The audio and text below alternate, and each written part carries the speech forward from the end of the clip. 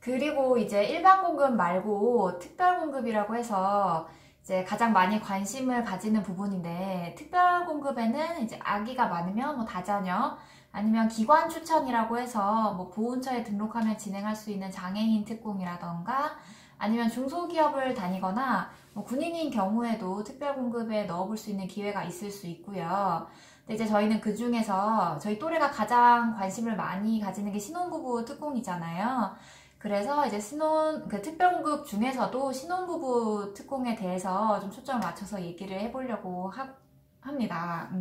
신혼부부 특공은 이제 9억 이하 주택에 한해서만 자격 조건이 있다는 걸 우선 말씀을 드리고, 9억이라니 요즘 집값이 8억, 9억 다들 이렇게 쉽게 얘기하니까 좀 다른 나라 뜬구름 잡는 얘기인 것 같기도 한데, 근데 뭐 비싼 집이 좋은 집이다라고 말할 수는 없는 거니까.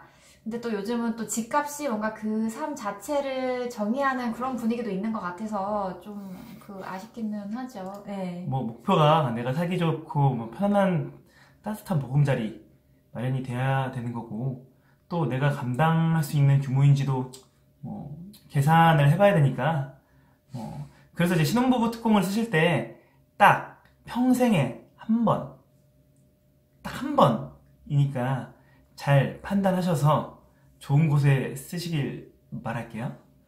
다시 돌아와서 또 한 가지, 신혼특공을 넣으실 때 알고 계셔야 할 게, 신혼기간 중에 주택을 소유한 적이 있냐? 있다면 특공에서 제외. 한 번이라도 있으면 안 돼요. 단 한 번이라도. 제가 만약 여기 옆에 있는 친구랑 결혼하기 전부터 주택을 갖고 있었다 하면은 이걸 이제 주택수로 간주하느냐 안 하느냐 어떨까요?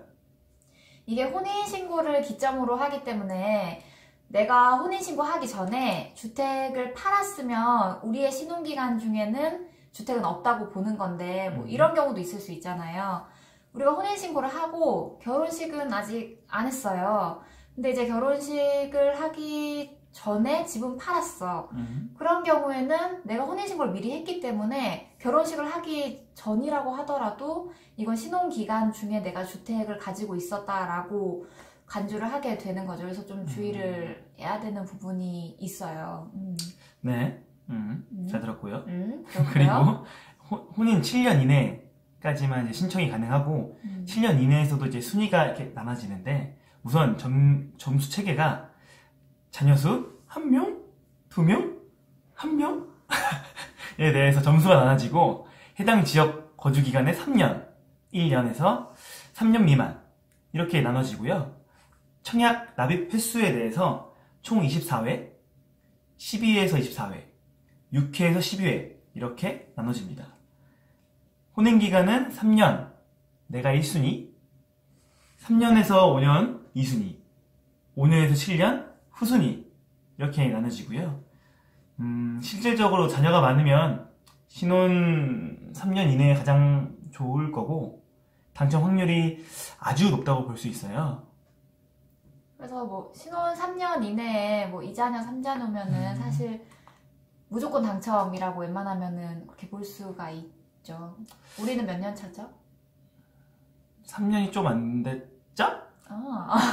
한 달 뒤에 3주년이고. 아, 그렇구나. 네. 근데 뭐, 저희는 아예 뭐 해볼 수도 없는 거라서, 아기가 없어서, 아기도 없고, 뭐 기준이 안 맞죠. 그래서 저희 인생에는 없지만.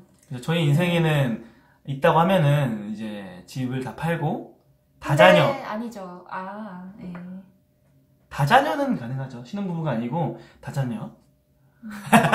역시 인생에 특별 공급은 없는 걸로. 네.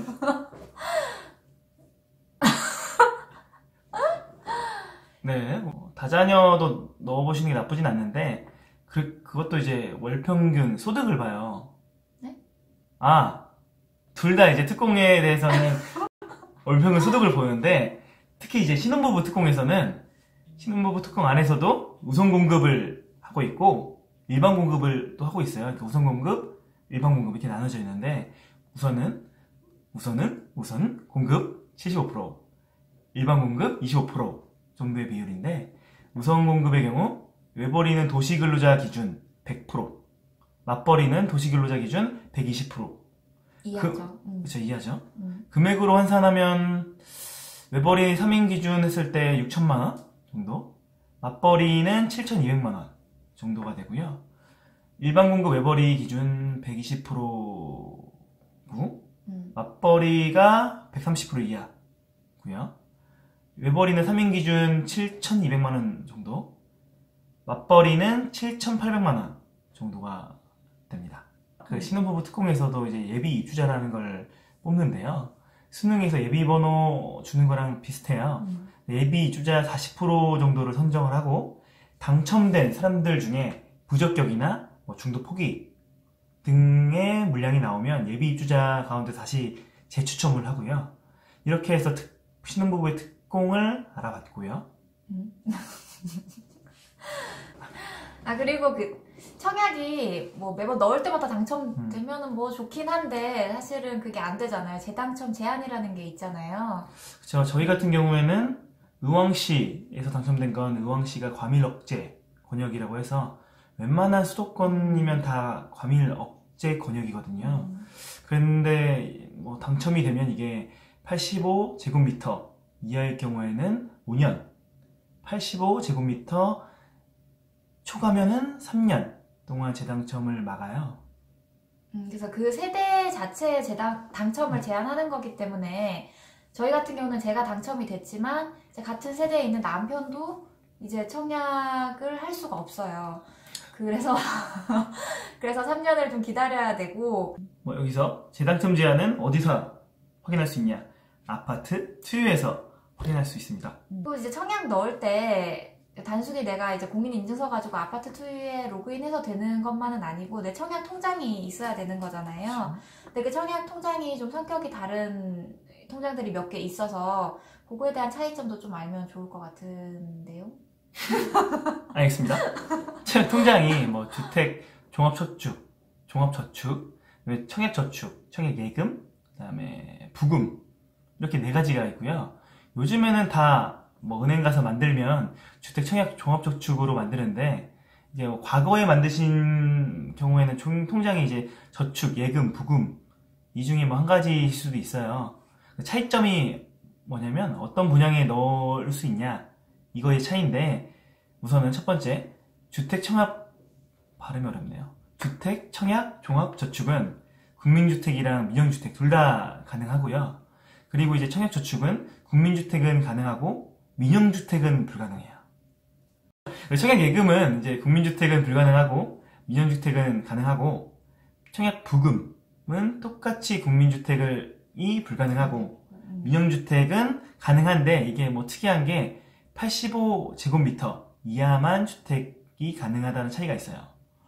잠깐 화나셨나요? 아니요. 자꾸 표정이 조금 띠꺼우신데? 중에 이어서 얘기하면 이왕이면 조건이 맞다면은 국민이든 뭐 민영이든 다 좋은 기회니까 넣어보는 게 좋을 것 같고요. 통장은 이제 은행에 가져가면 통장 성격을 바꿀 수 있대요. 바꾼다고 해서 보유기간이 날아가는 게 아니고 저축, 부금, 예금을 가지고 계시다면 한번 알아보시는 게 좋을 것 같습니다. 청약을 넣는 거는 아파트 투유, PC에서도 가능하고 모바일에서도 가능해서 하는 방법은 보시면 어렵지 않은데 네. 화난 거 아닙니다. 그래서 시뮬레이션은 아파트 투유 사이트에서 가능하고 저희도 한번 해볼 거예요. 저도 이제 이거 찍기 전에 시험 삼아 해봤는데 가점 계산하는 것도 있고 실제 청약을 시뮬레이션 해보는 것도 있더라고요. 두 가지 케이스가 있으니까 그 두 가지 케이스를 한번 다음에 알아보도록 하겠습니다. 그래서 아파트 투유에서 까먹었네.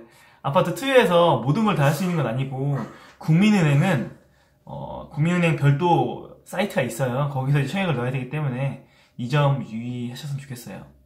네. 그러면 오늘 이제 청약에 대해서는 이쯤에서 마무리를 하고요. 그래서 이 영상이 도움이 되셨다면 구독! 혹시 궁금한 점이 있으시다면 댓글 부탁드릴게요. 그럼 우리 같이 부동산에 눈을 떠요. 바이바이.